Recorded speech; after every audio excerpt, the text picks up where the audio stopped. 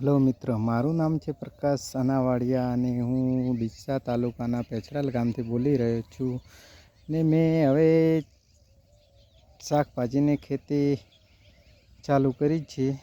તો આ રીંગણ વાવી નાખ્યા છે. 20 દિવસ થઈ ગયા છે રીંગણને. દેખો, રીંગણ આટલા થઈ ગયા છે.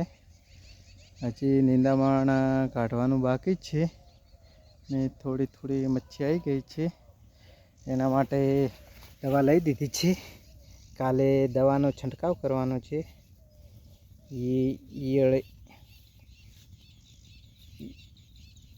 મચ્છી પડી છે, એ મચ્છી આવે છે અને કાઢી નાખ્યું છે. હવે 10 દિવસ પછી રીંગણ તમે જોજો કેવા થાય છે.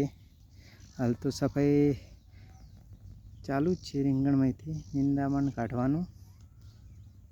આગળ વિડીયો 10 દિવસ પછી હું મોકલીશ તમને કેવા રીંગણ થાય છે.